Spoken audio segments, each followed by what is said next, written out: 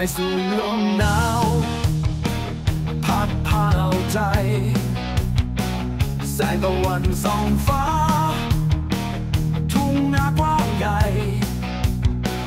เสียงระฆังที่ดังยามเช้าแห่งไทยใหญ่คือเสียงที่บอกให้รู้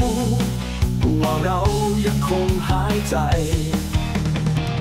แผ่นดินไทยใหญ่แผ่นดินของเราภูเขาและป่าไม้เป็นที่พึ่งของใจแม่น้ำไหลลงทำกลางความภูมิใจรวมเป็นหนึ่งเดียวกันในดินแดนไทยใหญ่แผ่นดินไทยใหญ่เป็นรอยยิ้มรื่นใจวิถีชีวิตไทยใหญ่เรียบง่ายแต่ยิ่งใหญ่เพื่อความสามัคคีเราร่วมมือกันไปฟ้ากว้างไกลคือที่ที่เราฝากใจแผ่นดินไทยใหญ่แผ่นดินของเราภูเขาและป่าไม้เป็นที่พึ่งของใจแม่น้ำไหลลงทำกลางความภูมิใจรวมเป็นหนึ่งเดียวกันในดินแดนไทยใหญ่มองไปทางไหนเห็นรอยยิ้มรื่นใจวิถีชีวิตไทยใหญ่เรียบง่ายแต่ยิ่งใหญ่ด้วยความสามัคคีเราร่วมมือกันไปฟ้ากว้างไกลคือที่ที่เราฝากใจ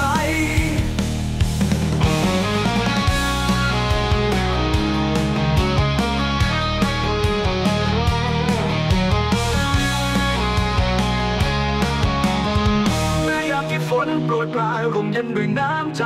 เราร่วมแรงร่วมใจผ่านพ้นทุกเรื่องร้ายฟ้าหลังฝนสดใสความหวังยังคงไกล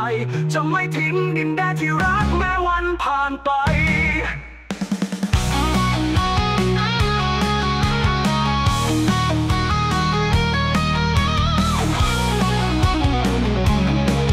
แผ่นดินไทยใหญ่แผ่นดินไทยใหญ่แผ่นดินของเราภูเขาและป่าไม้เป็นที่พึ่งของใจ